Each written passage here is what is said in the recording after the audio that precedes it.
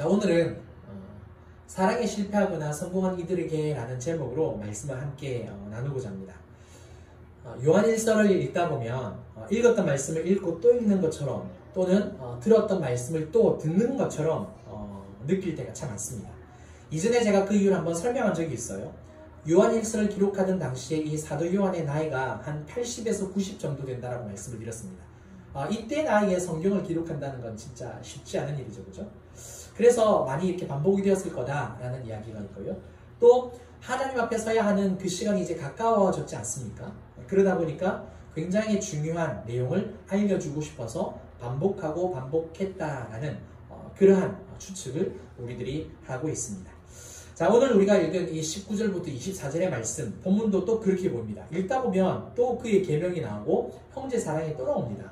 그래서 했던 이야기인데 또 듣는 건가? 이제 그런 이야기를 생각을 가질 수 있는데 사실 이 본문의 핵심 내용은 다릅니다. 물론 그런 것들이 배경이 되지만 우리에게 가르쳐주고 또 전하고자 하는 메시지가 분명하게 있습니다.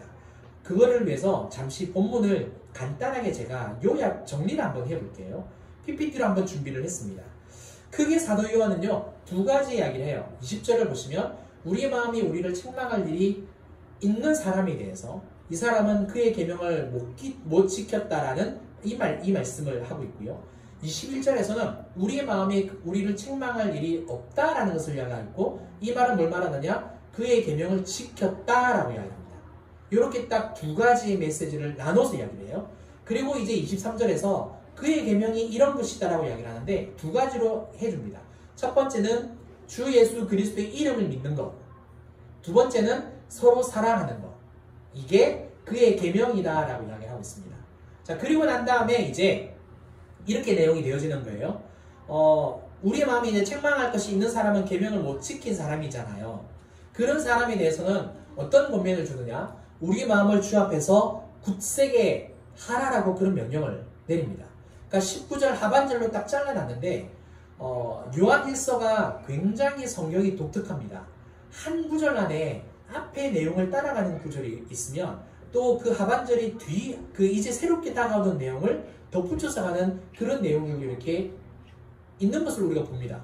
그러니까 한 절이 있기 때문에 그냥 한 절로 그냥 이렇게 우리가 해석을 해버리는데 요한일서는 그렇지 않습니다. 이렇게 본문을 계속해서 구조적으로 살펴보고 나뉘어 보면은 이 내용은 앞에 붙여서 하는구나. 이 내용은 뒤에 올 내용과 같이 부탁하는구나. 막 그런 것들이 섞여 있습니다. 그래서 요한일서를 이렇게 보는 일이 굉장히 좀 어렵습니다.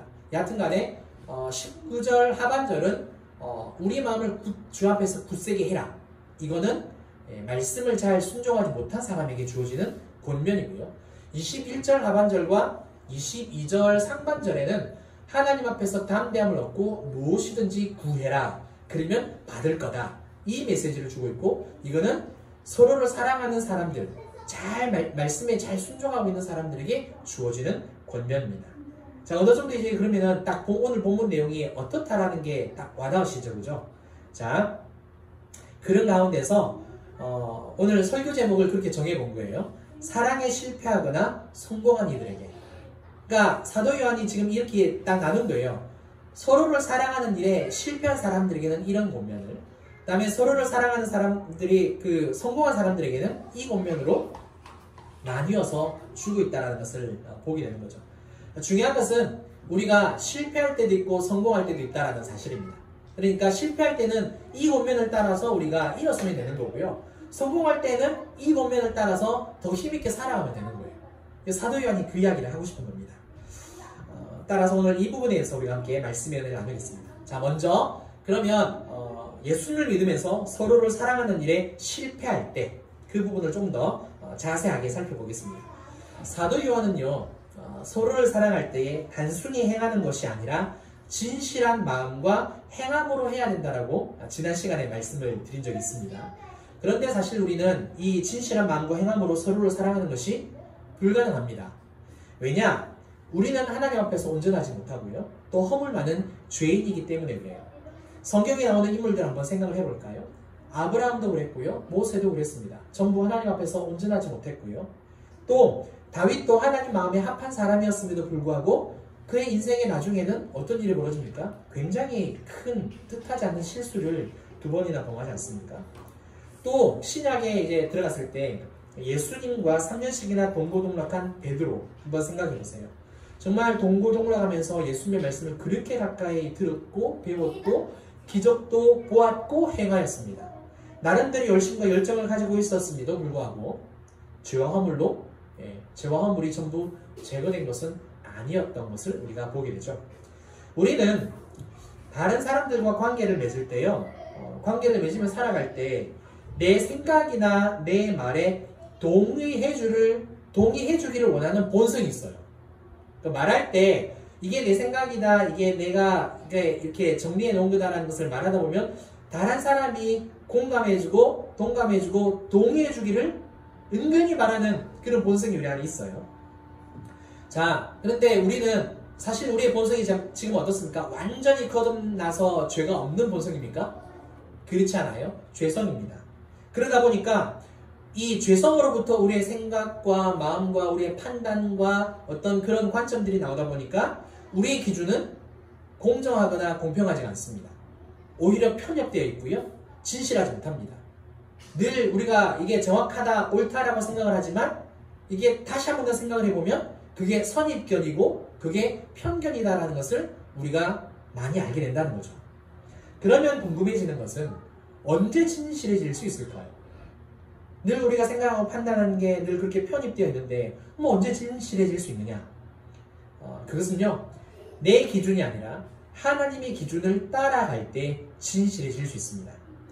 내 생각과 말에 동의하기를 원하는 것이 아니라 누구든지 하나님의 생각과 말씀에 동의해야 진실해질 수 있다는 거예요. 왜냐하면 하나님과 나의 그 근본 자체가 다르니까. 그렇죠? 그래서 예수님이 베드로에게 이런 말씀을 하신 겁니다. 마태복음 16장 24절 말씀인데요. 이에 예수께서 제자들에게 이르시되 누구든지 나를 따라오려거든 자기를 부인하고 자기 십자가를 지고 나를 따를 것이니라. 자기를 부인한다는 말은 무엇을 의미합니까? 죄성에서 비롯된 내 생각과 기준을 전부 내려놓는다라는 이야기잖아요. 나를 부인하는 거니까. 그렇죠? 나의 모든 것을 전부 다 하나님께 복종시킨다, 순종하게 만든다라는 그런 뜻을 가지고 있습니다. 따라서 나를 내려놓는 자기 부인의 상태에 있을 때 하나님의 기준에 따라갈 수밖에 없는 거고요. 그때 진실한 마음과 행동으로 서로를 사랑할 수 있게 되는 거예요. 그러니까 내 기준이 아니니까. 나를 부인했기 때문에 하나님만 드러나기 때문에 그 기준이 하나님의 기준이 되어지는 거고 서로를 진실한 마음으로 사랑할 수 있게 된다는 사실입니다. 문제는 우리는 자기 부인을 하면서 살아가야 한다는 거 모르는 사람이 없습니다. 그렇죠. 그게 안 된다라는 게 제일 큰 문제죠. 그죠? 그래서 자기 자신에게 크게 실망하고요. 이때 어떤 마음이 많이 드느냐, 제가 여러분들은 잘 모르겠습니다. 근데 제가 저에게 실망할 때는 좋지 않은 부분이기는 한데 나는 부족하고 나는 연약하다. 나는 쓸모없다. 난 왜 이렇게 못났지? 그런 생각을 할 때가 있습니다. 참 그렇게 하면 안 되는 건데, 그러니까 자괴감으로 가득 찰 때가 제법 있습니다. 사랑하는 성도 여러분, 그리스도인으로서 서로를 사랑하지 못하고요, 말씀에 순종하지 못하는 일로 인하여서 괴로워할 수 있어요. 자책할 수 있습니다. 그런데 이게 제가 했던 것처럼 굉장히 심각하게 나는 쓸모없는 사람이야, 나는 왜 이리 못났지? 난 왜 이렇게 안 되는 거지? 라고 이렇게 심하게 깊이 들어가는 것은 잘못된 삶입니다. 하나님 앞에서 올바른 삶의 태도와 방식이 절대 아닙니다.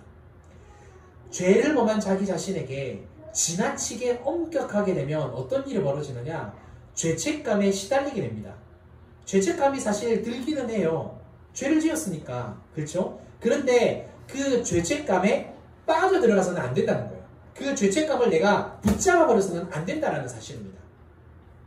자신에게 엄격해야 되는 건 맞아요. 그건 진짜 맞는 말이에요.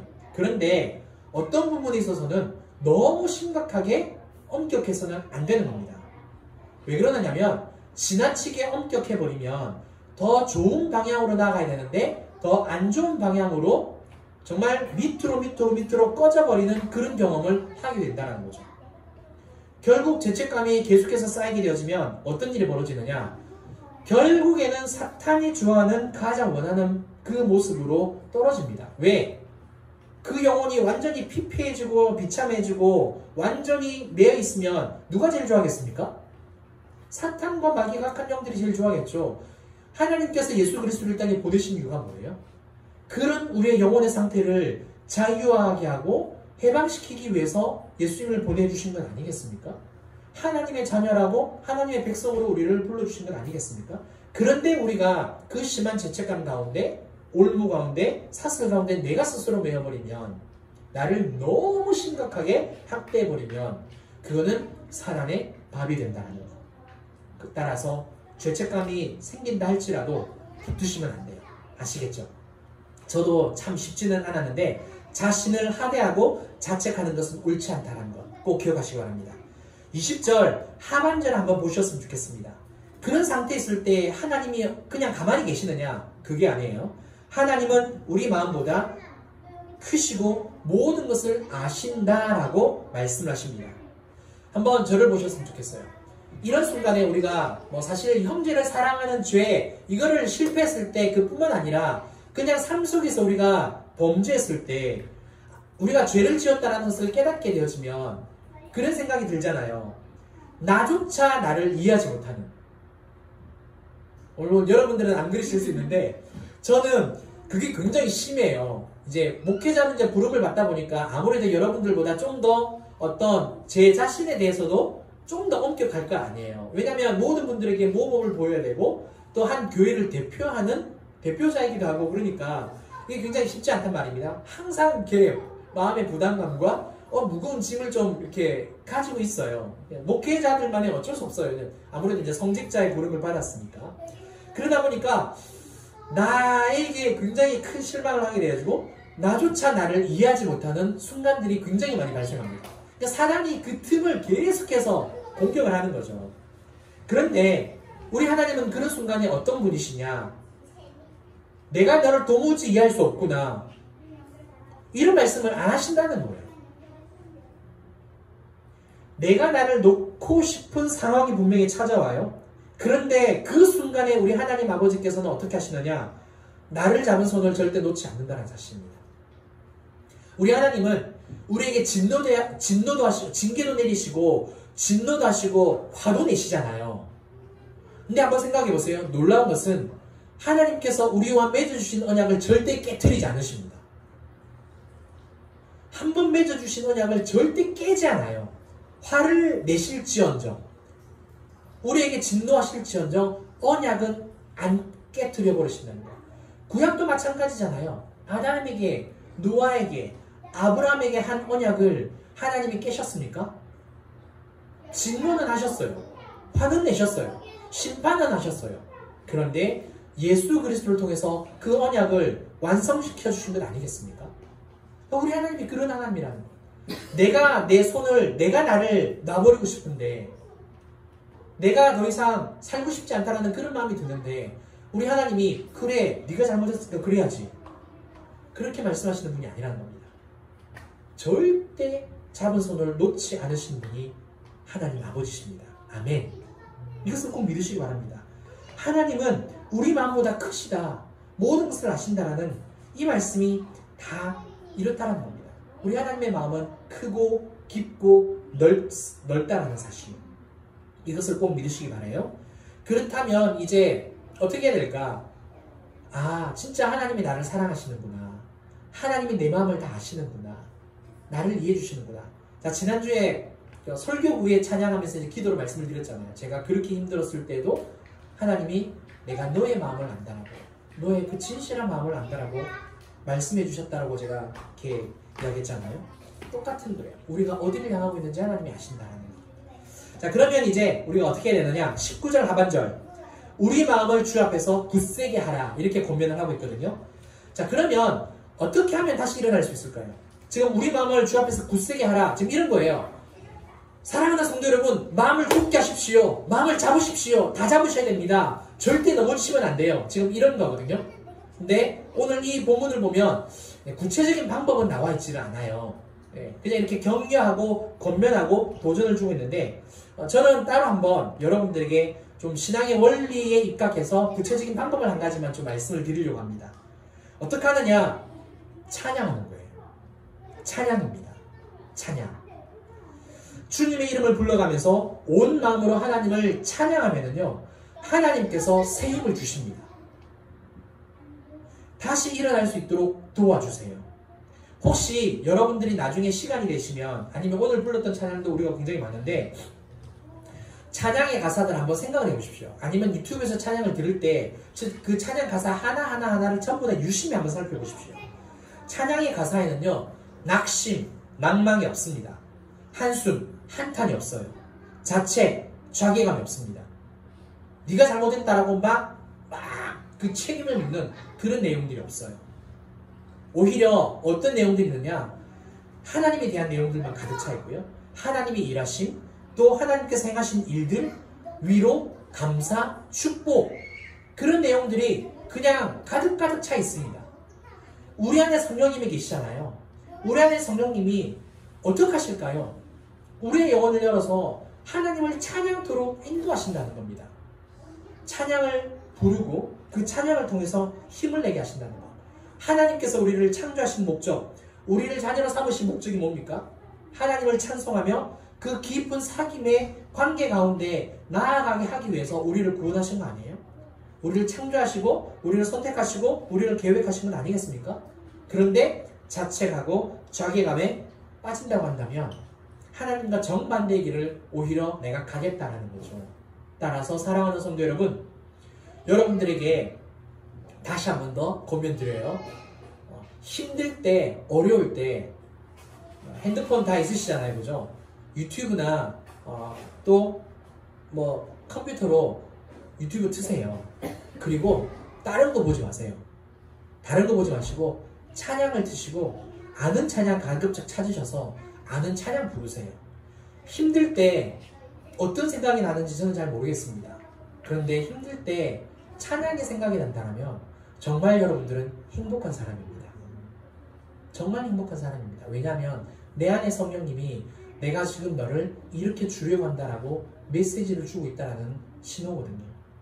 아침에 일어나셨습니까? 새벽 예배에 나오려고 이렇게 걸어오십니까? 혹시 내 안에서 찬양이 막 생각이 나거나 찬양의 가사가 막 생각이 나지 않습니까? 기뻐하십시오. 하나님이 지금 여러분들과 함께 한다는 거예요. 저는 교회를 이렇게 다니면서 그런 애를 하나님이 참 많이 부어주셨습니다.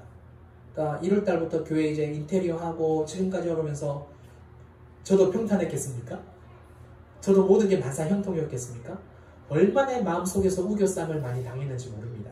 그런데 항상 하나님이 도와주시더라고요. 어떻게 해요? 내가 너를 사랑한다고 말씀해 주시면서 계속해서 찬양의 가사. 그래서 사실 오늘 설교 찬양을 이 찬양으로 할까 그랬습니다. 힘들고 지쳐 낭망하고 넘어져 일어날 일 전혀 없을 때에.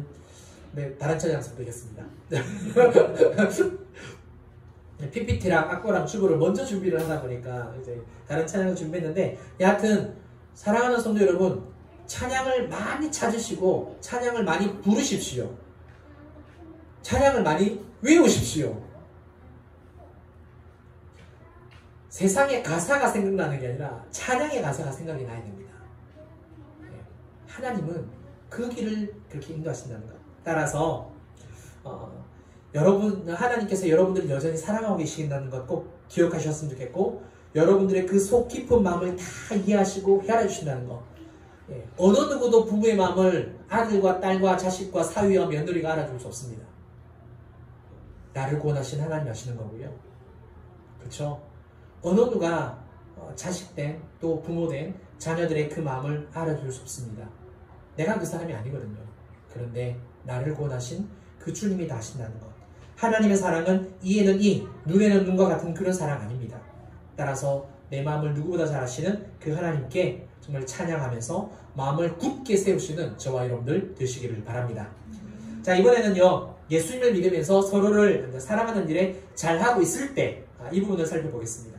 사실 예수님을 믿고 서로를 사랑하는 것을 잘하고 있다면 앞에 말씀드린 내용을 잘 하고 있다는 거예요. 그러니까 자기를 부인하면서 하나님의 기준을 따라가며 살아가고 있는 걸 말하는 거겠죠. 그죠?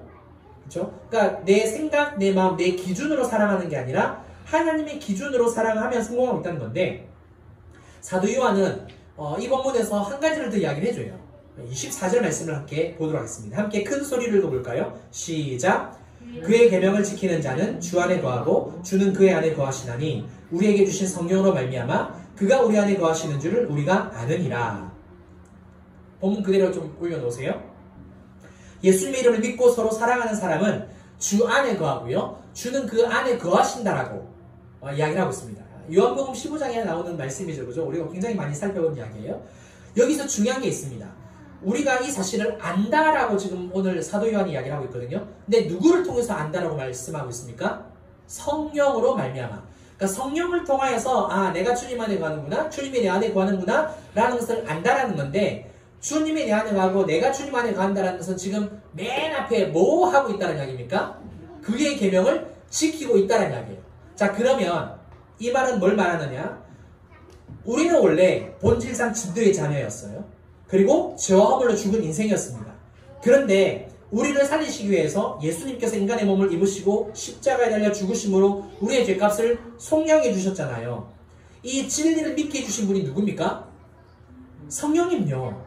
그러니까 예수님이 죽으셨는데 그 예수님의 십자가의 사건을 믿게 해주신 분이 성령님이에요. 2000년이 지난 지금 이 시대에 살아가는 우리에게.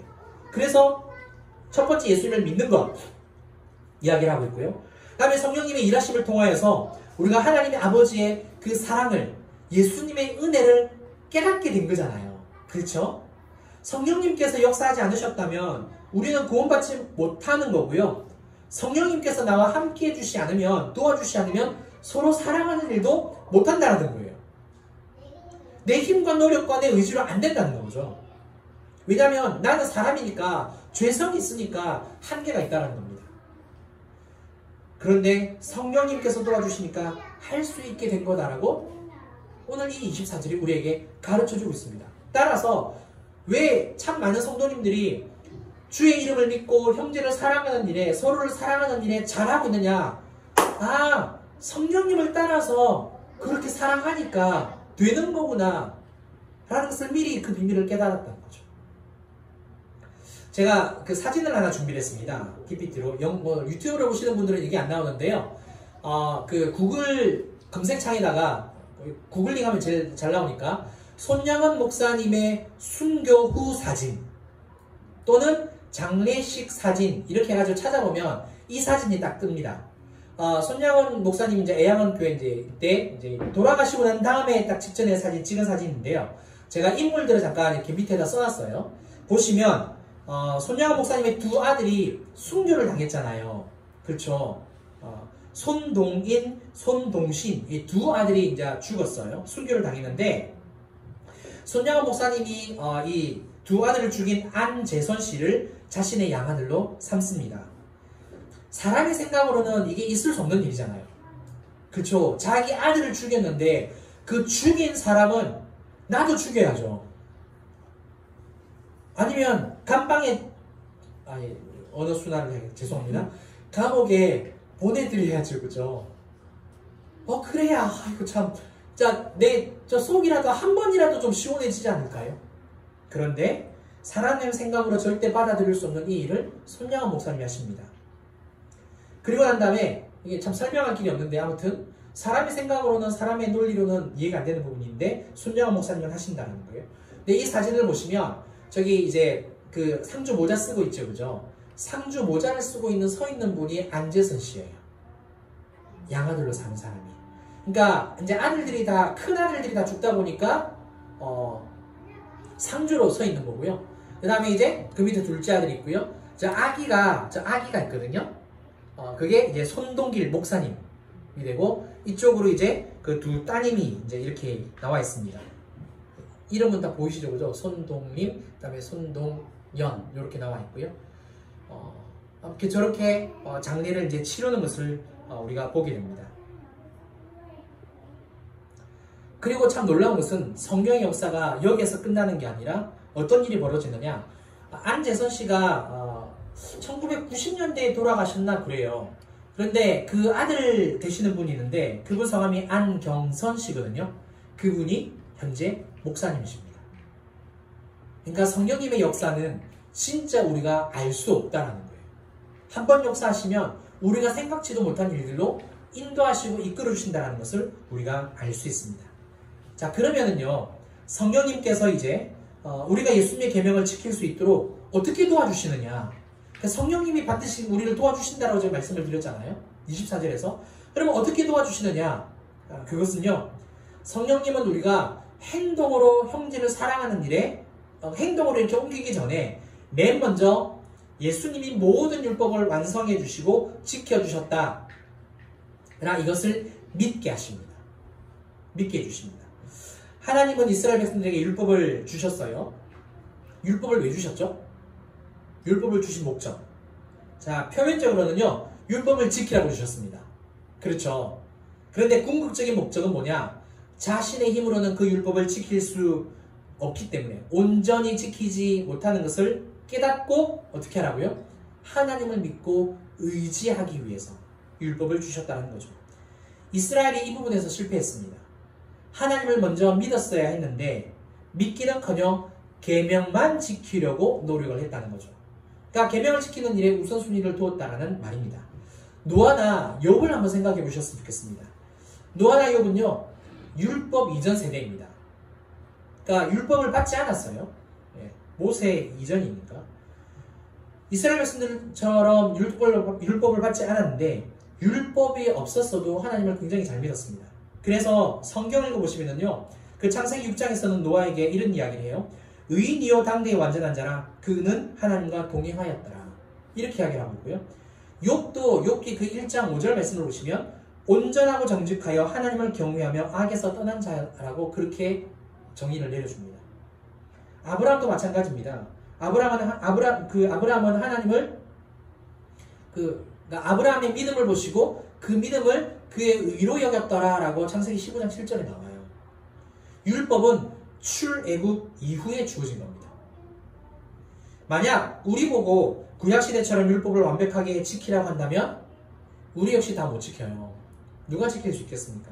그런데 우리는 신약시대를 살고 있음에도 불구하고 구약시대처럼 살아간다는 거죠. 그렇죠? 하나님이 예수님을 이 땅에 보내신 이유가 뭐냐? 우리를 구원하신 목적도 있지만요, 예수님이 율법을 완성하신 분으로 믿게 하려는 목적도 있습니다. 왜? 내 힘으로 말씀에 순종하는 게 안 되니까. 삶을 살아가면서 이런 생각을 할 때가 굉장히 많을 거예요. 말씀에 순종하는 게 왜 이렇게 어렵지? 왜 그럴까요? 답을 아시는 분? 간단하죠. 예수님이 다 이루셨다라는 믿음이 없이 내 힘과 노력과 의지로 순종하려고 했기 때문에. 그렇죠. 제가 여러분들 우리 어떻게 기도하시는지 제가 잘 모르겠습니다만 사람마다 다 다를 수 있을 것 같아요. 다 다르겠죠. 우리가 기도하다 보면 그냥 보통 많이 간구하는 게 거의 대부분이기는 한데 그래도 하나님의 말씀에 순종하고 싶다라는 그런 기도도 우리가 많이 하긴 하죠. 그죠? 안 하세요? 하셔야 돼요? 그렇죠.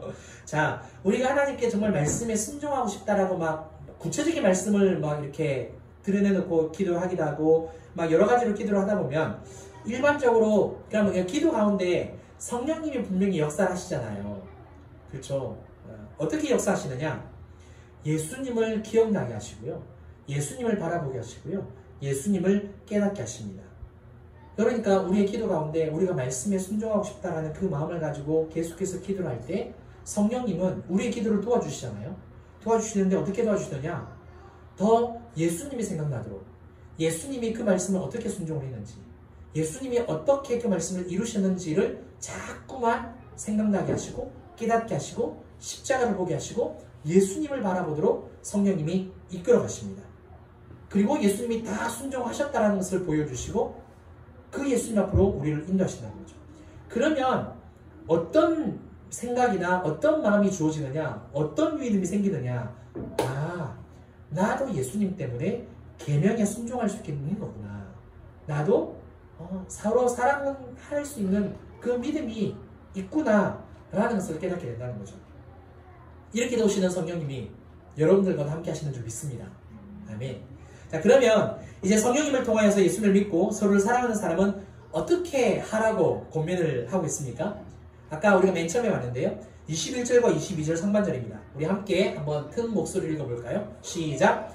사랑하는 자들아, 만일 우리 마음이 우리를 책망할 것이 없으면 하나님 앞에서 담대함을 얻고 무엇이든지 구하는 바를 그에게서 달라니. 하나님 앞에서 담대하게 무엇이든지 구하라고 말합니다. 그러면 응답을 받는다라고 이야기를 해요. 여기서 우리는 이런 생각을 많이 합니다. 무엇이든지 구하라고 했으니까 거의 대부분 우리가 필요한 것을 구하면 되는 거구나, 그렇게 생각을 한다는 거죠. 물론 틀린 말은 아니에요. 무엇이든지 구하라고 그냥 말씀하셨으니까. 또 하나님은 우리의 삶을 책임져 주시는 분이시잖아요. 또 어떤 기도를 하든지 간에 그게 주 안에 있으면 응답을 해주시고요. 또 우리의 소원도 이루어주신다고 분명히 말씀을 하고 계십니다. 그런데 오늘 이 요한일서의 문맥을 살펴보세요. 사랑, 형제 사랑, 서로 사랑, 예수님을 믿는 것, 계명입니다. 그 안에서 무엇이든지 구하래요. 자, 요한복음 15장 7절에도 이 말씀이 똑같이 나와요. 이 문맥이 똑같이 이렇게 나와요. 요한복음 15장 내용은 대충 어떤 것인지 다 아시죠? 그죠? 예수는 포도나무라는 이야기를 하고 하나님은 농부고 나는 가지라는 그런 내용 나오잖아요. 그러면서 포도나무, 열매, 계명, 서로 사랑, 친구를 위하여 목숨을 버리는 것이 막 그런 내용들이 쭉 나옵니다. 그 가운데서 17절에 똑같은 내용이 나와요. 무엇이든지 구하는 말을 다 구하라고. 그래야만 받을 것이다 라고. 그리고 난 다음에 저기 17절로 이게 뒤로 쭉 가보면 요한복음 15장 17절로 가보면은 이렇게 권면한 이유가 나오거든요. 그게 뭐냐면 서로 사랑하게 하려 함이라. 이런 내용이 나와요. 그러니까 이 문맥에서 저 내용은 구하라고 하는 것은 우리의 필요를 구하는 건 좀 아니다라는 것을 알 수 있겠죠. 그죠? 그렇다면 무엇을 간구하는 게 맞을까요? 형제를 사랑하는 거고 서로를 사랑하는 거니까 서로를 더 사랑할 수 있게 해달라는 기도겠죠. 서로를 사랑하는 데 있어서 상대방이 어떻게 되기를 무엇이든지 간구하는 거고, 서로를 사랑하는 데 있어서 나의 부족함이 뭔지를 알 거 아니에요. 하나님 그거를 더 깨닫고 제가 이 부분을 하나님께 내어 맡겨서 더 사랑할 수 있게 해달라는 무엇이라는 겁니다. 사도 바울의 서신서를 읽어보면 이런 내용들이 굉장히 많이 나옵니다. 사도 바울이 굉장히 많은 그 지역을 돌아다니면서 선교를 했지 않습니까? 그 가운데서 서신서를 보면 본인을 위해서, 우리를 위해서 기도를 해달라. 우리가 메인 가운데 있는데, 갇힌 가운데 있는데 정말 우리를 통해서 복음이 잘 전해지고 하나님 영광이 다 드러나게 해달라는 기도 요청을 굉장히 많이 합니다. 뿐만 아니라 또 그 교회를 위해서도, 그 성도들을 위해서도 많은 기도를 하거든요. 제가 준비를 해봤는데요. 에베소서 1장 15절부터 19절입니다.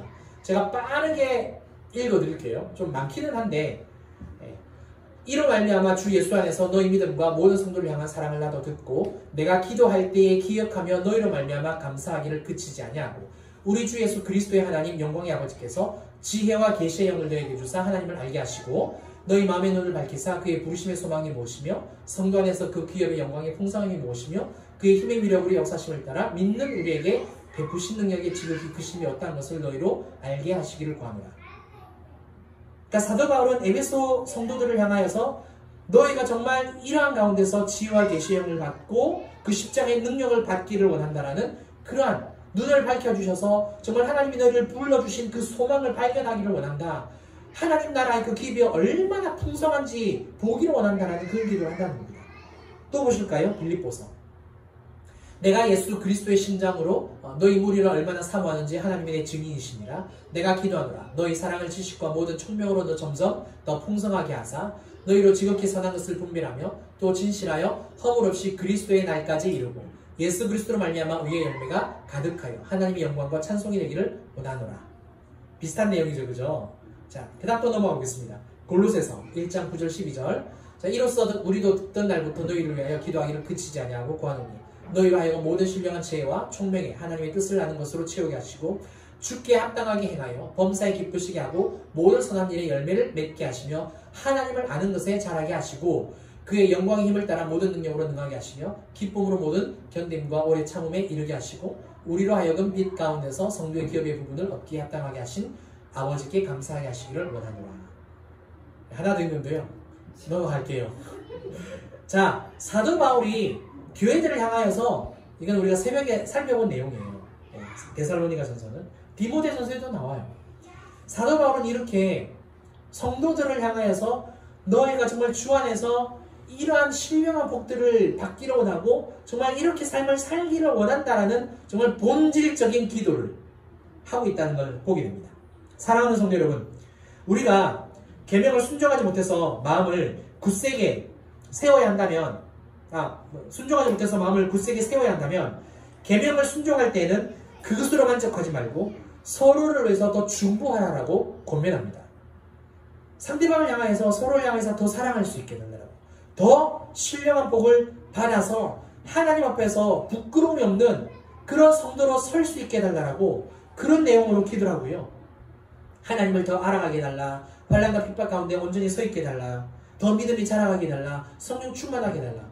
그리고 자기 자신에 대해서는 내가 이 부분이 하나님 너무 부족합니다, 제가 제 자신을 부인합니다, 하나님만 믿고 의지하오니 더 사랑할 수 있게 해달라고 그렇게 기도하라는 거죠.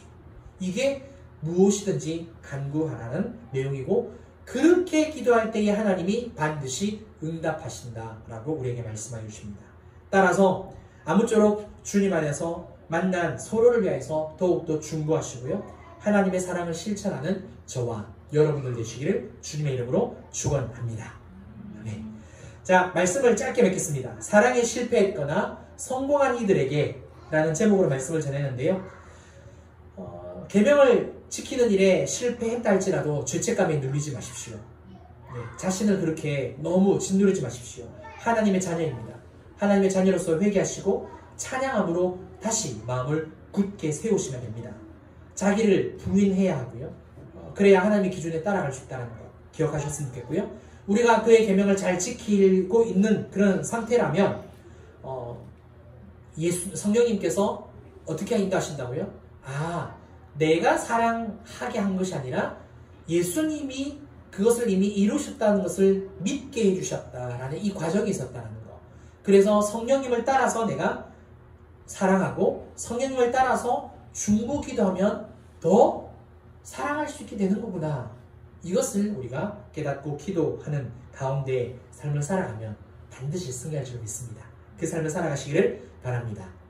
함께 이 시간 우리 찬양하고요, 또 기도하는 시간을 가지겠는데요. 십자가 그 사랑 멀리 떠나서 우리 찬양 드리도록 하겠습니다.